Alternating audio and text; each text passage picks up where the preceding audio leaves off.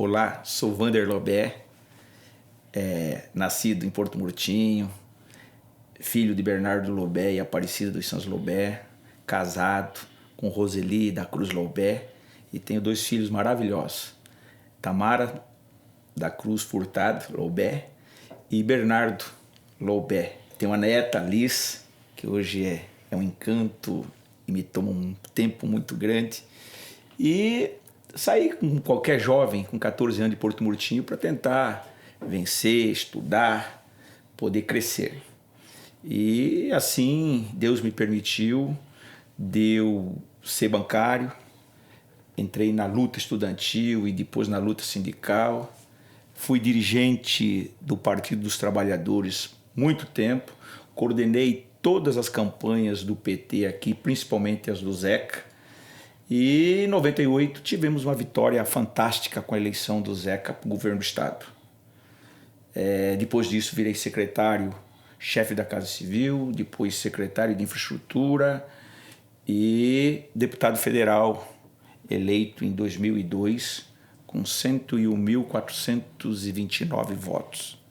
Fui na época o primeiro deputado que ultrapassou a barreira dos 100 mil votos.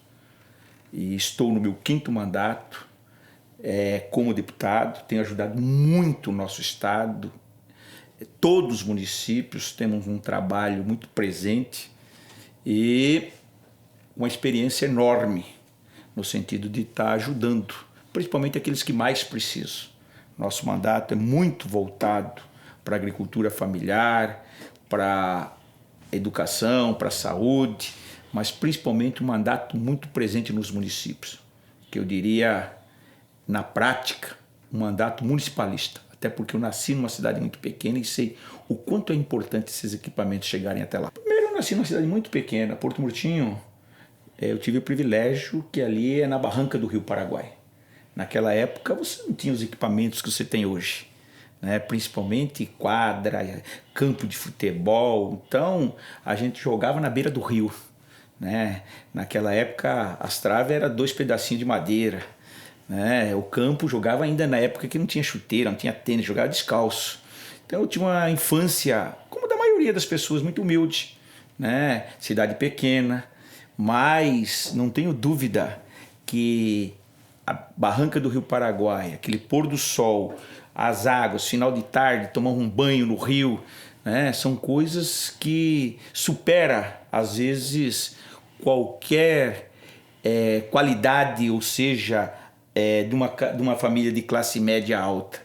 Eu gostava e gosto muito de pescar, comecei pescando muito cedo, muito garoto, gosto de ver aquele pôr do sol do Rio Paraguai, então isso acho que energiza e me deu essa qualidade que eu julgo de ter uma paciência muito enorme, muito grande, que são poucos os políticos que têm, né? De ouvir, de escutar, de conseguir compreender as pessoas e principalmente isso, não tenho dúvida que tem ajudado muito os meus mandatos.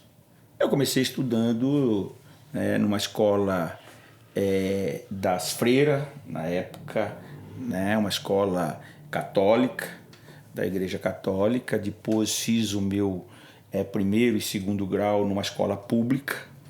Vim para cá para fazer o cursinho e depois buscar fazer uma faculdade.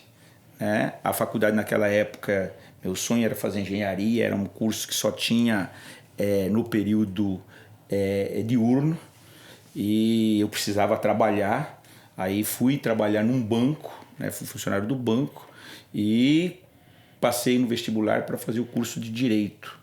Aí eu conciliava o banco e o curso de Direito, né? Até isso me despertou também a minha chegada aqui, a minha convivência com o próprio Zeca, na época que estava vindo, transferido para Campo Grande. Isso pegamos aquela enchente de Porto Murtinho, de 79, e aí eu acabei indo para o movimento estudantil, eu acabei indo para o movimento sindical, e a partir dali eu comecei a minha militância política.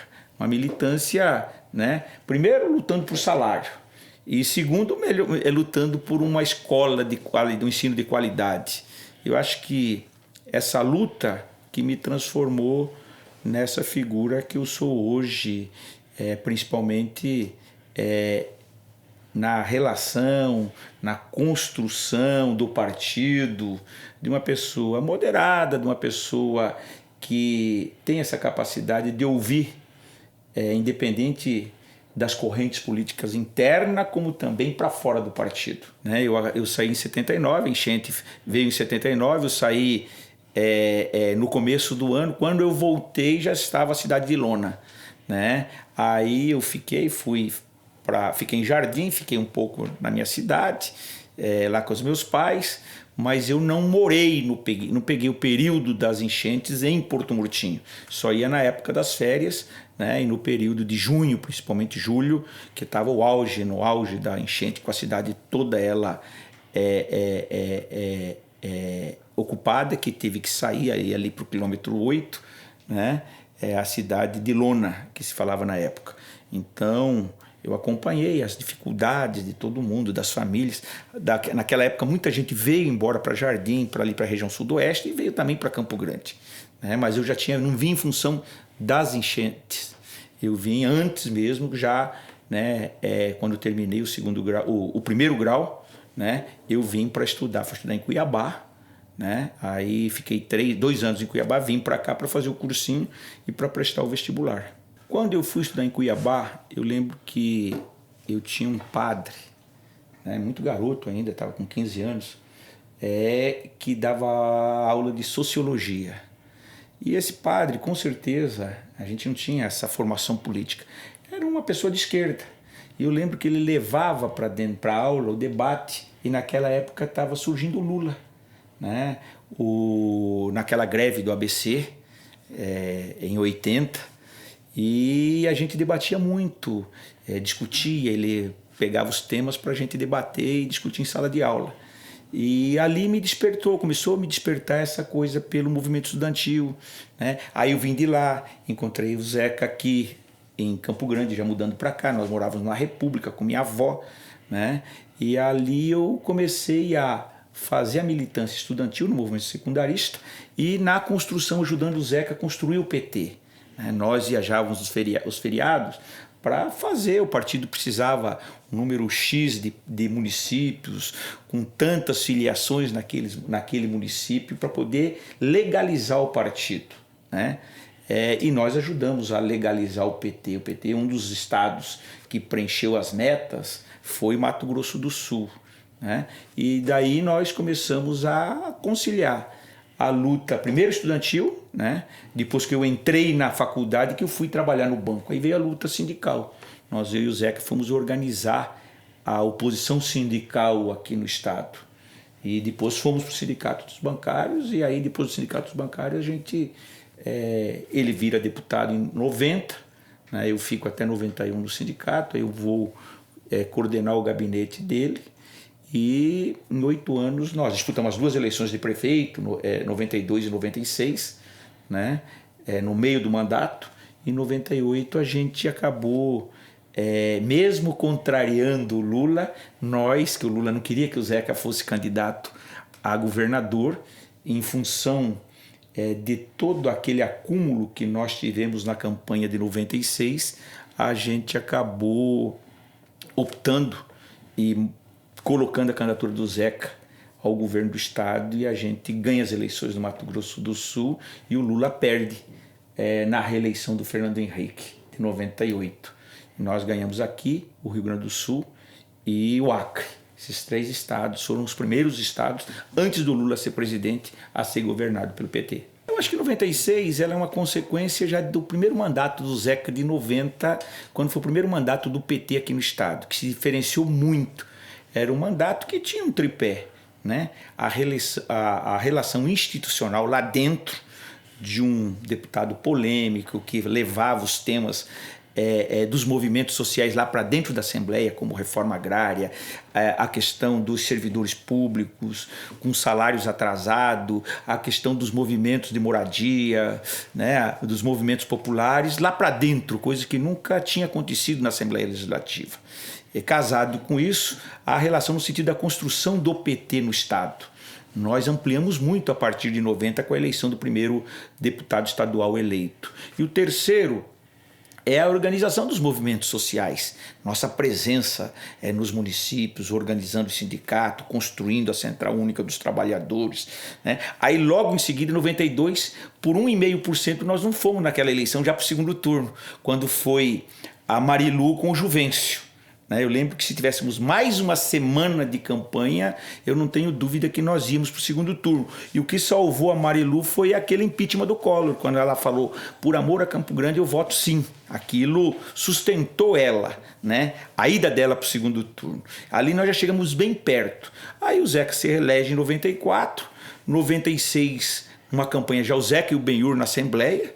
O Benhur entrava muito na juventude, nesses setores das minorias, e o Zeca nessa experiência dele como bancário, no setor dos sindicatos, e ali nós construímos uma campanha, ali pulverizou muito. Nós temos que 6 ou 8 candidatos, né? E ninguém esperava. A lógica naquela época era o Levi Dias ir para o segundo turno. Estava ele e o Picarelli numa chapa.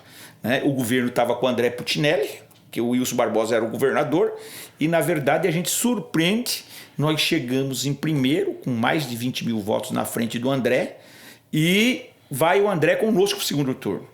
Aí o segundo turno foi outra eleição, nós perdemos por 411 votos, ficou no imaginário das pessoas, né, a forma que nós perdemos, a compra de votos, nós conseguimos dar uma dimensão nacional do que foi a eleição de 96 e nós ficamos com um recall muito grande, né? A Campo Grande ficou com uma dívida com o Zeca.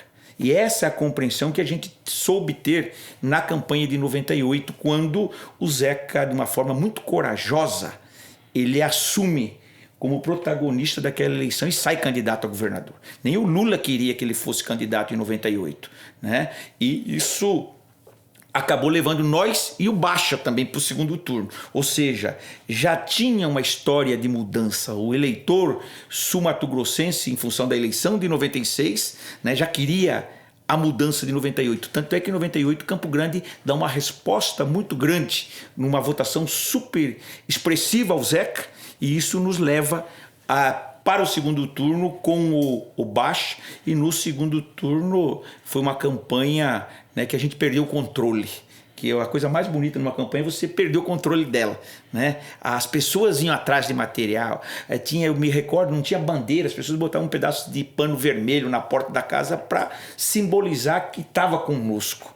E tanto é que no segundo turno o Baixa tem menos votos do que ele teve no primeiro turno.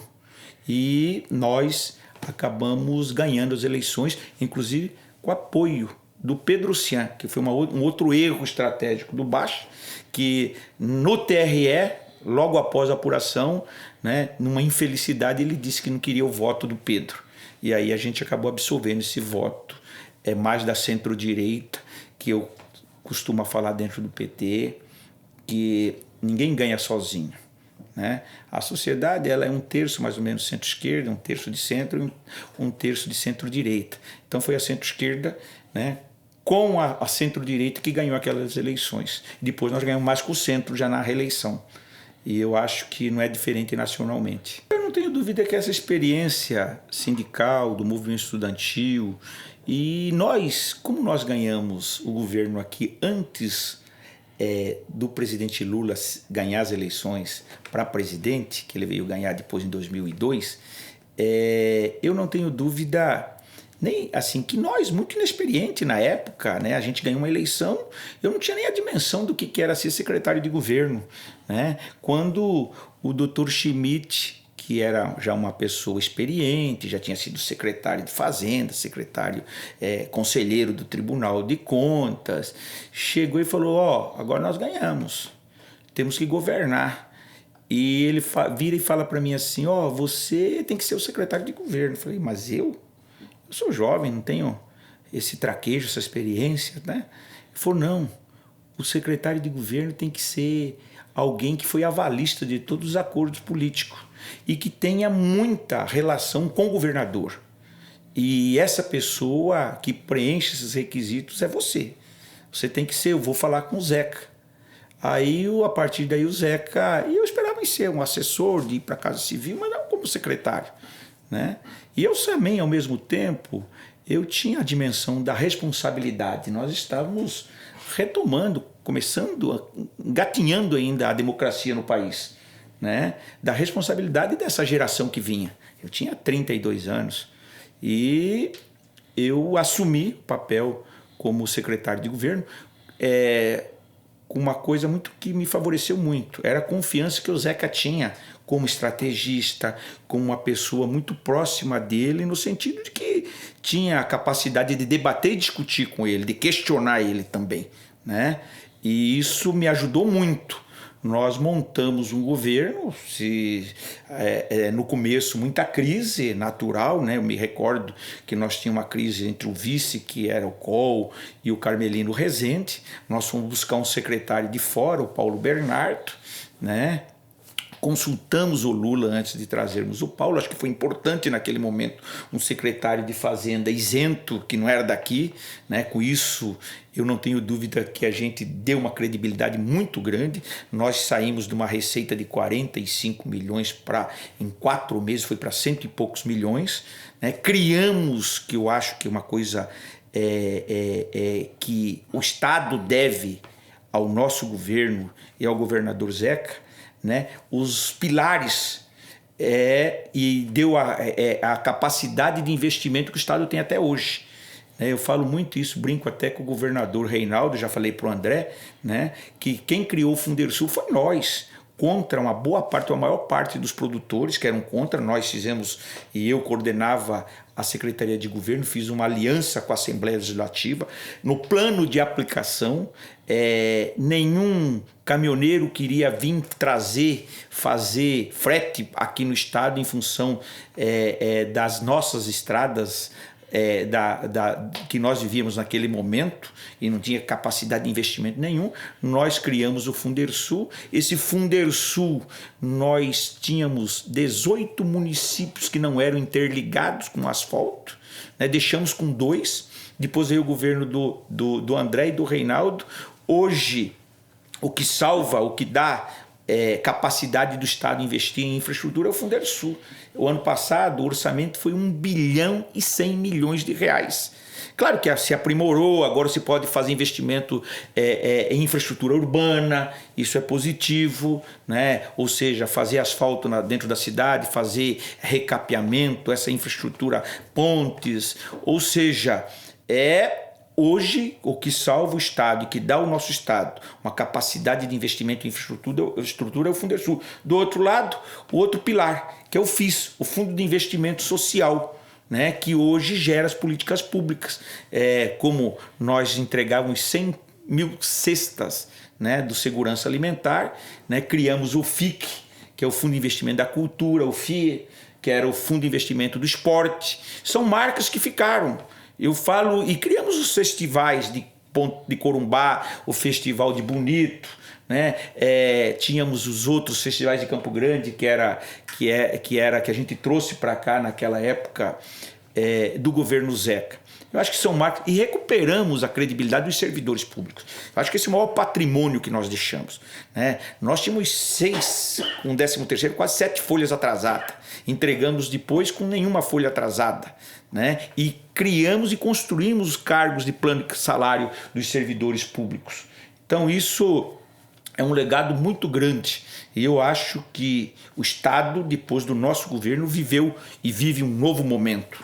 Não tenho dúvida disso. Ninguém é salvador, mas com certeza nós fizemos a diferença para chegar nesse estágio que o Estado vive hoje. Primeiro, o Estado não tinha capacidade nenhuma e não tinha políticas públicas nenhuma, né? A gente ganhou as eleições com esse apelo e com o envolvimento desses setores na nossa campanha, né? E não adiantava você fazer um fundo de investimento de infraestrutura e não ter, né, um braço social. E o que acontece? Para cada R$1 que se arrecadava, 73 centavos era vinculado. Ou seja, sobrava é 27% para você pagar folha, custeio e fazer investimento. Essa foi a grande sacada. E eu quero fazer jus. O Fundersul, né, foi o embrião disso, que foi criado e quem nos trouxe foi o Felício.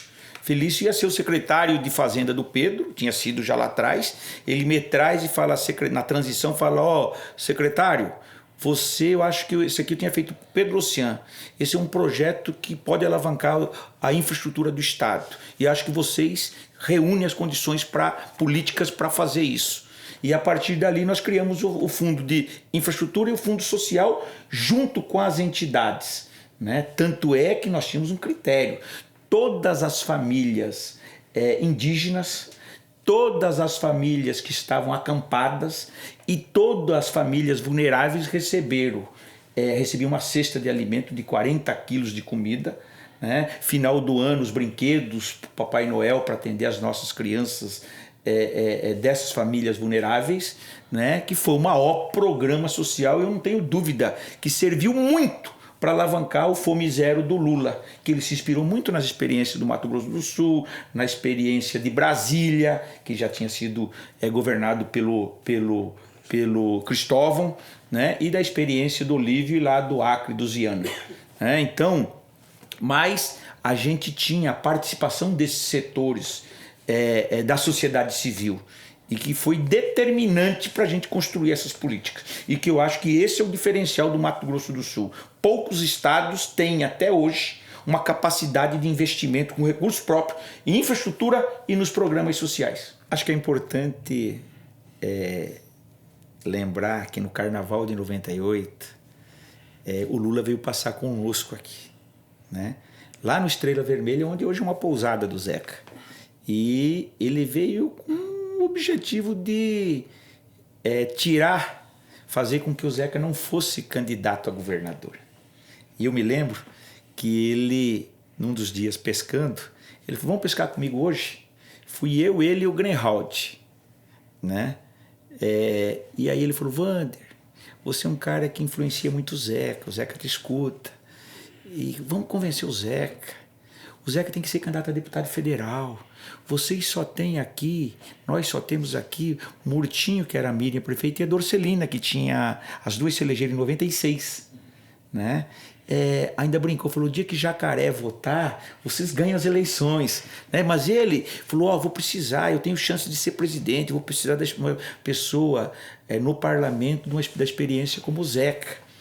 Eu sei que a gente veio, avaliou, nós criamos as condições, o Zeca colocamos como condição o PDT vir junto conosco, naquela época ainda era muito mais a Frente Brasil Popular, dos partidos só de esquerda, a gente trouxe o PDT e o Zeca acabamos contrariando e nós ganhamos aqui e o Lula acabou perdendo para o Fernando Henrique. No Carnaval o Lula estava bem na frente do Fernando Henrique naquelas eleições, aí o Fernando Henrique ainda ganhou no primeiro turno, nós fomos com baixa aqui, ganhamos no segundo turno as eleições aqui. Na verdade, eu como secretário, né, tinha uma autoridade política muito grande no governo do Zeca, né? O Zeca, ele além de confiar, me dava muita liberdade e nós começamos a obter resultados, né? Aprovar, nós com um deputado do PT, nós construímos uma base de 18 deputados. O Fundersul mesmo, né? Foi um diálogo muito grande com a Assembleia Legislativa, né? Eu me recordo, inclusive com a oposição. Eu fui lá em Bonito conversar com o Valdir Neves. Naquela época não era interligado Guia Lopes Bonito. E o Valdir já morava em Bonito, tinha todo o interesse em Bonito, né? E nós, no plano de aplicação e para aprovar, nós incluímos aquela ligação para atender na época, né? Evidentemente que a população, mas era muito interesse do Valdir, né? Hoje conselheiro, né? No programa, o primeiro asfalto que nós terminamos, faltava 40 quilômetros, era Guia Lopes Bonito. Eu me recordo com Zé Teixeira, né? Ali quem liga Carapó a Amambai, né? Era uma rodovia que estava intransitável, né? Então a gente trouxe o Zé Teixeira, deputado Zé Teixeira foi corajoso, ele enfrentou o setor dele, setor produtivo. Eu lembro que teve uma manifestação na Assembleia Legislativa, as pessoas foram para cima dele e ele manteve uma posição muito positiva, né? Londres Machado, que era o presidente que coordenou tudo ele e o Rigo, do primeiro secretário. Então, isso tudo foi me credenciando politicamente dentro do governo. E eu me recordo que foi muito parecido com aquela outra história. O Schmidt falou: Wander, você precisa de um mandato. Depois que passa pela Casa Civil tem que ter um mandato. E eu nunca fui candidato a nada. Tinha sido. Eu nunca fui candidato a vereador na minha vida, nunca tinha sido candidato a deputado na minha vida, né? É diferente, porque muitos companheiros, o Zeca mesmo, perdeu para prefeito, perdeu para vereador, perdeu para deputado estadual, né? Foi na luta que foi construindo. Eu já não, eu fui fruto de de todo o acúmulo que nós exercitamos, que a gente construiu no governo. Né? E aí eu lembro que eu comecei a falar: então vou ser candidato a deputado federal. Né? E naquela onda o Lula bem, né? Assim, também candidato a presidente, precisava nos estados ter uma chapa forte. Né? Nós já tínhamos, o Benhur tinha recuado, declinado, não ia ser candidato a deputado federal, né? Ficou só o João Grandão, tinha um espaço muito grande. Né? E eu construí em cima dessa relação aqui no Estado. Né? Eu fazia com a Assembleia, fazia com os movimentos sociais, fazia com o PT, eu tinha sido presidente do PT. Eu acho que essa musculatura, né, me credenciava, e o resultado como secretário do meu papel como secretário me credenciou para mim pensar nessa candidatura de deputado federal. Eu lembro que muita gente falava: mas direto para deputado federal, porque, né, sempre que o cara começa, é vereador, é deputado estadual. E eu acho que foi um cargo que, além de tudo, eu me encontrei em Brasília. Né? Eu me elegi, aí o Lula virou presidente, o Zeca era governador, eu tinha uma experiência enorme no executivo, né? E essa experiência eu aproveitei muito, principalmente no primeiro governo do Lula, né? Que nós chegamos lá sem muita experiência. Então eu era muito ouvido, né? Eu tinha um trânsito muito grande e eu fui me encontrando em Brasília. Tanto é que eu falo hoje para vocês, poucas pessoas, e falo com toda a humildade, têm essa experiência, esse conhecimento dos bastidores de Brasília. Porque Brasília, muitos deputados não se encontraram. Eu vou te dar um exemplo: o próprio Valdir Neves, o próprio Benhur e outros, né? Porque ali é 513, não são 24. Você tem que ser bom em alguma coisa, não é só na tribuna, né? Na tribuna ali eu brinco, ali é a ditadura dos líderes, né? Agora, você pode ser um especialista nas comissões, você pode ser um cara de bastidores, que as pessoas te escutam muito, né? Você tem que ter uma característica. E eu me identifiquei muito com o mandato em Brasília, com essa relação, gosto do que eu faço. Não é fácil, toda terça-feira você tem que ir para lá, voltar na quinta, você dá resposta, você tem que ir para o interior, cuidar de Campo Grande, tem que gostar. E eu exerço, falo com a maior tranquilidade, na plenitude, como se eu tivesse no meu primeiro dia de mandato. Até hoje, só neste mês de janeiro, eu visitei 23 municípios, de 1º de janeiro para cá, né? E então eu gosto, estou presente. Acho que você juntar as três coisas, a sua ação institucional, as pessoas olham sua votação, tem um orgulho muito grande. Eu nunca votei, mesmo sendo 13 anos como deputado da situação do governo, nunca votei em nenhum projeto que tirasse direito dos trabalhadores. Isso é um orgulho que eu tenho, né? Até pela minha origem. Né? E eu acho que essa identidade do processo legislativo lá dentro, casado com essa capacidade de saber onde tem recurso, como trazer esses recursos, como viabilizar, porque um equipamento de uma quadra de esporte, um equipamento de uma escola, de um equipamento de um posto de saúde, as pessoas moram no município, é lá que precisa chegar, é lá que falta. Então eu tenho um conhecimento muito grande. Eu visitei e conheço todas as aldeias do estado. Eu conheço todos os assentamentos do estado. E conheço todas as cidades. Eu tenho ação nos 79 municípios. E até porque da onde eu saí, de uma cidade tão pequena, a gente conhece na prática, no dia a dia, né, as necessidades. E eu acho que isso, eu consigo transformar tudo isso nas ações do meu mandato. E é isso, não tenho dúvida. E é um orgulho muito grande de eu ser, só eu e o Nelson Trade, os únicos deputados até hoje com 5 mandatos consecutivos. Outros projetos que eu acho que é muito interessante, né, são os PAC que nós fizemos no governo Lula e da Dilma. Eu falava esses dias para o presidente Lula, ele falou assim, Wander, ele ia dar entrevista em Dourados, falou, mas o que nós fizemos em Dourados? Eu falei, presidente, o senhor fez as grandes obras de Dourados, foi feito pelo nosso governo. Tanto em Campo Grande, como em Dourados, como em Corumbá, Três Lagoas, todos os municípios. Por exemplo, Dourados, nós fizemos a UFGD, que foi a universidade que hoje tem 10 mil alunos. Nós fizemos 80 milhões de PAC, de aceleração do crescimento, programa de aceleração do crescimento e infraestrutura, né? Mais de 10 mil casas do Minha Casa Minha Vida. Ou seja, são projetos estruturantes e que, sabe, com condições, com creche, com tudo, com escolas, com infraestrutura, com asfalto, drenagem, onde foram feitas essas 10 mil casas. Aqui em Campo Grande. Quem abriu Campo Grande foi no período do nosso CUPAC. Até agora, o prefeito Marquinhos está fazendo investimento ainda da época da Dilma, né? Que abriu esses corredores, tudo foi recurso do PAC.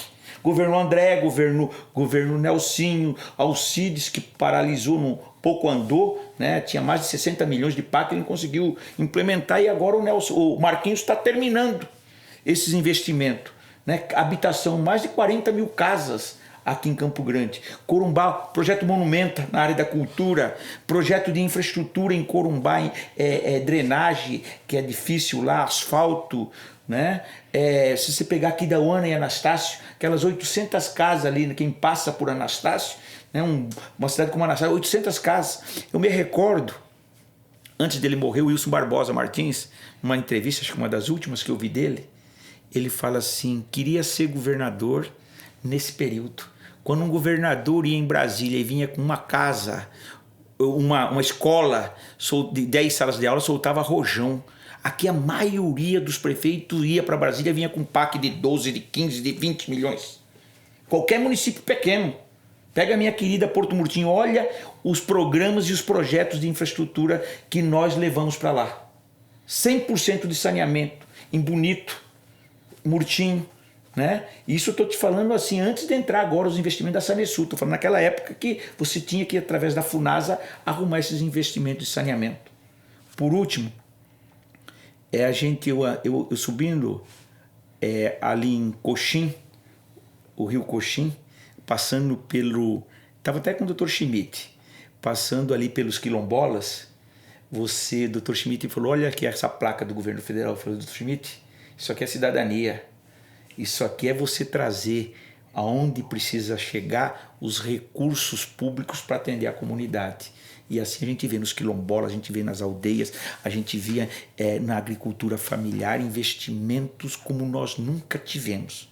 E aí nós precisamos recuperar esses investimentos. Porque nesses últimos anos basta olhar, não é falar. Olha o que se tem e o que se tinha, para você tirar a sua conclusão.